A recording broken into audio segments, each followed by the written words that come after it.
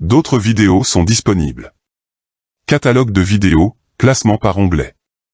Lien accessible à l'endroit habituel. Que la forge soit avec toi.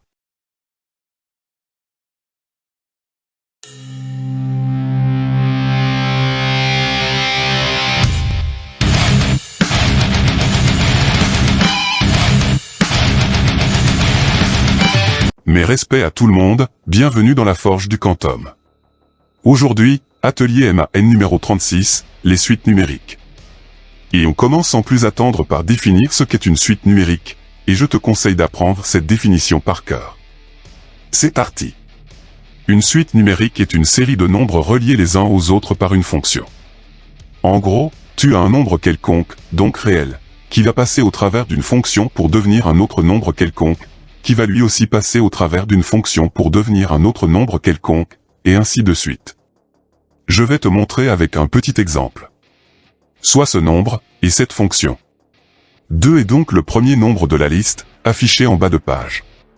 Ce 2 remplace x dans la fonction, 3x-1, le résultat donne 5, le second nombre. Puis, image de 5 par la fonction, ce qui donne 14, le troisième nombre. Et ce cercle vertueux continue encore et encore, pour donner 41, 122, 365, et c'est que le début, d'accord. Et là où c'est fort, c'est qu'il est possible d'obtenir une multitude de suites différentes avec la même fonction, en ne changeant que le nombre de départ. Il se passerait quoi si ce nombre est 3? L'image de 3 par la fonction est 8, son image 23, puis 68, 203, 608, vers l'infini et au-delà. Tu as vu, rien de bien compliqué. Il suffit juste de savoir calculer, si possible avec son stylo ou son cerveau. Paragraphe suivant, je vais te montrer la mise en forme d'une suite numérique, ce qui permet de la différencier d'une fonction ou d'une équation. C'est parti. L'écriture standardisée d'une suite numérique au lycée contient deux informations. La première est le terme, composé d'une lettre, 99% minuscule, 1% majuscule. Les trois lettres les plus utilisées sont les suivantes, U, V et W, mais d'autres sont parfois adoptées pour les relier à ce qu'elles représentent, comme par exemple A pour le nombre d'abonnés, C pour le coût de production, P pour la probabilité. La seconde est le rang, ou l'indice, composé d'un entier naturel, noté N, positionné en indice, à droite du terme, comme ceci. J'affiche ce tableau, qui contient les premiers termes d'une suite calculée il y a quelques instants. U0 sera son premier terme, c'est-à-dire 2. Puis U1 sera le suivant, U2 le prochain, U3 celui d'après, U4 son successeur, puis U5, et ainsi de suite. L'ordre des rangs est hiérarchisé par rapport au rang principal, noté N. Tu auras donc le rang, N-1, comme rang précédent, et le rang, N+1, comme rang suivant. Cette hiérarchisation implique que UN est le terme de référence, donc U, N-1, est le terme précédent, et U, N+1, est le terme suivant. Très important, attention à la rédaction. U, N+1, est différent de UN, +1. Donc quand tu notes ta suite, prends un soin particulier à bien écrire en contrebas l'indice de ta suite pour ne pas créer d'ambiguïté qui causerait une perte de temps, ou de points. Paragraphe suivant, contre combien de formes de suite numérique tu vas devoir engager un combat intellectuel. C'est de la définition pure qu'il te faut apprendre par cœur. C'est parti. L'écriture des suites numériques prendra deux formes. La première, nommée « récurrence », indique que le terme suivant sera exprimé en fonction du terme de référence. En clair, tu auras U, N+1, égale à F de UN.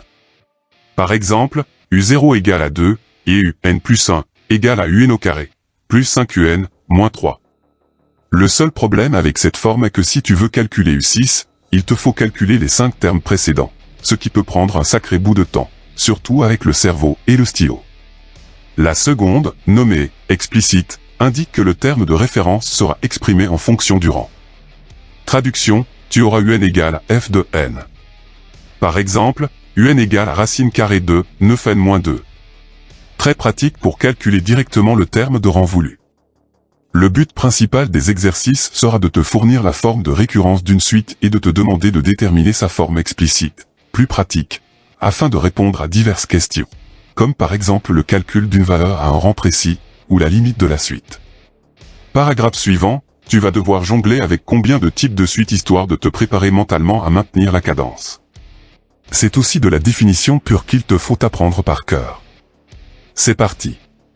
Il en existe 3, du moins au lycée. Premier type, les suites arithmétiques, dans lesquelles tu vas additionner ou soustraire à raison, une constante réelle, notée R, pour passer du rang de référence, UN, au rang suivant, UN plus 1. Deuxième type, les suites géométriques, dans lesquelles tu vas multiplier ou diviser par la raison, une constante réelle, notée Q, pour passer du rang de référence, UN, au rang suivant, UN plus 1. Troisième et dernier type, les suites arithmético-géométriques, une combinaison des deux premières. Données sous leur forme de récurrence, UN plus 1, égale à A fois UN plus B, avec A et B des réels, une suite auxiliaire, arithmétique ou géométrique, sera utilisée pour déterminer la forme explicite de cette suite. Il y a plusieurs exercices expliqués dans la vidéo de travaux dirigés, son lien est dans la description. Paragraphe suivant, comment calculer la valeur numérique de chaque terme? C'est ce que je vais te montrer tout de suite. C'est parti. Dans les formes de récurrence et explicite, la valeur du rang, notée n, sera la même dans toute l'expression de la suite. Il suffira de la remplacer par la valeur attendue pour déterminer le terme de rang voulu. Petit exemple sur une forme explicite. Soit un égale à n au carré, moins 2n, plus 3, et tu dois calculer les 4 premiers termes de cette suite. Simple, il suffit de remplacer n par l'entier attendu. Je vais te montrer. N égale à 0, ce qui entraîne que U0 est égal à 0 au carré, moins 2 fois 0, plus 3, donc U0 est égal à 3. N égale à 1, ce qui entraîne que U1 est égal à 1 au carré, moins 2 fois 1, plus 3, donc U1 est égal à 2. N égale à 2, ce qui entraîne que U2 est égal à 2 au carré, moins 2 fois 2, plus 3, donc U2 est égal à 3. N égale à 3, ce qui entraîne que U3 est égal à 3 au carré, moins 2 fois 3, plus 3, donc U3 est égal à 6. Tu as vu, c'est tout simple. Il n'empêche, pour éviter toute erreur, je te conseille vivement de détailler le calcul. Comme je l'ai fait, ce sera plus prudent. Maintenant, ça donne quoi avec une forme de récurrence simple? Soit U0 égale à moins 2, et UN plus 1, est égal à UN au carré, moins 2UN, plus 3, et tu vas calculer les 3 premiers termes de cette suite. Au niveau du rang, c'est comme pour la forme explicite, avec une étape supplémentaire, puisqu'il faudra remplacer le terme par sa valeur pour faire le calcul. Je vais te montrer.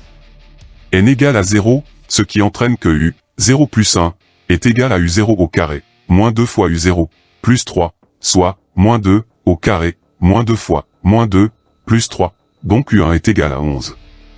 N égale à 1, ce qui entraîne que U, 1 plus 1, est égal à U1 au carré, moins 2 fois U1, plus 3, soit 11 au carré, moins 2 fois 11, plus 3, donc U2 est égal à 102. N égale à 2, ce qui entraîne que U, 2 plus 1, est égal à U2 au carré, moins 2 fois U2, plus 3, soit 102 au carré, moins 2 fois 102, plus 3, donc U3 est égal à 10 203. C'est un cran de difficulté au-dessus, mais c'est gérable. Il n'empêche, pour éviter toute erreur, je te conseille vivement de détailler le calcul. Comme je l'ai fait, ce sera plus prudent. Et par mesure de précaution, entoure chaque valeur de U pour ne pas les perdre. Pour finir, ça donne quoi avec une forme de récurrence un peu moins simple? Soit U0 égale à moins 2, U1 égale à 1, et UN plus 2, est égal à UN plus 1, au carré, moins 2UN, plus 3, et tu vas calculer les 3 termes suivants de cette suite. Même procédure que précédemment, mais il faudra jouer de prudence. N égale à 0, ce qui entraîne que U, 0 plus 2, est égal à U, 0 plus 1, au carré, moins 2 fois U0, plus 3, réduit en U2, est égal à U1, au carré, moins 2 fois U0, plus 3, soit 1 au carré, moins 2 fois, moins 2, plus 3, donc U2 est égal à 8. N égale à 1, ce qui entraîne que U, 1 plus 2, est égal à U, 1 plus 1, au carré, moins 2 fois U1, plus 3, réduit en U3, est égal à U2, au carré, moins 2 fois U1, plus 3, soit 8 au carré, moins 2 fois 1, plus 3, donc U3 est égal à 65. N égale à 2, ce qui entraîne que U, 2 plus 2, est égal à U, 2 plus 1, au carré, moins 2 fois U2, plus 3, réduit en U4, est égal à U3, au carré, moins 2 fois U2, plus 3, soit 65 au carré, moins 2 fois 8, plus 3, donc U4 est égal à 4212. C'est encore un cran de difficulté au-dessus, mais c'est tout à fait gérable. Il n'empêche, pour éviter toute erreur, je te conseille vivement de détailler le calcul. Comme je l'ai fait, ce sera plus prudent. Et par mesure de précaution, entoure chaque valeur de U pour ne pas les perdre. Paragraphe suivant, je dois te parler de la monotonie d'une suite, et de définir ce que c'est, le tout sans être fade. C'est parti. La monotonie est la variation de la suite, supposée et considérée comme inchangée pour toute valeur n entier naturel, ou pour tout n appartenant à un intervalle, noté I, inclus dans l'ensemble des entiers naturels. Soit la suite UN. Sa monotonie sera liée au signe de U, n plus 1, moins UN. S'il est strictement positif, U, n plus 1, strictement supérieur à UN, donc la suite est croissante. Par contre, s'il est strictement négatif, U, n plus 1, strictement inférieur à UN, donc la suite est décroissante. Un conseil, fais en sorte de toujours travailler avec une forme la plus factorisée possible, ce sera plus simple pour déterminer le signe. Paragraphe suivant, je vais te montrer les caractéristiques techniques des suites arithmétiques. Pour rendre leur lecture plus attrayante, je les ai organisées sous forme d'un tableau. C'est parti. Première information, la forme de récurrence. Quel que soit n, entier naturel, et quel que soit r, nombre réel, u, n plus 1, égale à un, plus r. Deuxième information, les formes explicites. Quel que soit n, entier naturel, quel que soit p, entier naturel, et quel que soit r, nombre réel, tu auras deux formes explicites. La plus utilisée, un égale à u0, plus n fois r. La seconde, quand le premier terme n'est pas u0, un égale à up, plus n moins p, fois r. Troisième information, la somme des termes. Je te donne la formule générale, à toi de remplacer les expressions littéraires avec les données de l'énoncé. Sn est égal à, premier terme, plus dernier terme, fois le nombre de termes, sur 2. Généralement, ta somme commence par U0, mais ce n'est parfois pas le cas, il faut donc s'adapter et improviser avec les formules. Quatrième information, le type de suite. Si tu as eu n plus 1, moins un, égale à une constante réelle, notée r, alors ta suite est bel et bien arithmétique. Dernière information, la monotonie. Si r est strictement positif, la suite est croissante. Et bien entendu, si r est strictement négatif, la suite est décroissante. Il est très rare de retrouver ces suites dans des problèmes en devoir surveiller tellement elles sont simples contrairement aux suites géométriques, que je vais te montrer dans le paragraphe suivant. Néanmoins, il est dangereux de ne pas y travailler avec sérieux. En effet, suivant là où le professeur qui se tient devant toi en classe, et en fonction de son degré de taquinerie, ou de fourberie, la surprise sera de taille quand il faudra traiter avec ce type simple de suite dans un contrôle commun, coefficienté beaucoup trop, les souvenirs de ces formules au bout des neurones mais qui refusent de sortir par manque évident de travail récurrent en amont. Ça va faire mal à la moyenne en mathématiques. Paragraphe suivant, je vais te montrer les caractéristiques techniques des suites géométriques. Pour rendre leur lecture plus attrayante, je les ai aussi organisées sous forme d'un tableau. C'est parti. Première information, la forme de récurrence. Quel que soit n, entier naturel, et quel que soit q, nombre réel, v, n plus 1, égale à vn, fois q. Deuxième information, les formes explicites. Quel que soit n, entier naturel, quel que soit p, entier naturel, et quel que soit q, nombre réel, tu auras deux formes explicites. La plus utilisée, vn égale à v0, fois q puissance n. La seconde, quand le premier terme n'est pas v0, vn égale à vp, fois q puissance n moins p. Troisième information, la somme des termes. Je te donne la formule générale, à toi de remplacer les expressions littéraires avec les données de l'énoncé. Sn est égal à premier terme, facteur de 1 moins q puissance, nombre de termes, sur 1 moins q. Généralement, ta somme commence par v0, mais ce n'est parfois pas le cas, il faut donc s'adapter une nouvelle fois et improviser avec les formules. Quatrième information, le type de suite. Si tu avais n plus 1 sur vn égale à une constante réelle, notée q, alors ta suite est bel et bien géométrique. Dernière information, la monotonie. Si q est strictement supérieur à 1, la suite est croissante. Et bien entendu, si q est strictement compris entre 0 et 1, la suite est décroissante. Quid des valeurs négatives de q? Ce genre de suite ne sera pas abordé en cours, même si tu peux retrouver des exercices dans lesquels il faudra déterminer la limite de la suite. Voici leur représentation graphique en fonction de la valeur de la raison. Il en ressort que la monotonie est globale, pas générale, et qu'elles sont toutes alternées. Ceci explique pourquoi elles ne sont pas au programme du lycée, c'est perturbant pour ton petit cerveau qui carbure aux réseaux sociaux. Paragraphe suivant, dans lequel tu vas voir comment représenter une suite dans le plan de ta feuille de cahier ou de classeur. Tu as déjà eu un aperçu il y a quelques instants. C'est parti. La première méthode est de placer chaque terme sur une règle graduée, ce qui donne ceci. Comme c'est très rare, c'est la seule image trouvée sur Internet, je ne vais pas m'étaler dessus. Et en plus, ce n'est pas très pratique. Le mieux est le repère orthonormé standard. Tu auras deux types de graphiques, le premier s'applique sur les formes explicites, celle du type UN égale f de n.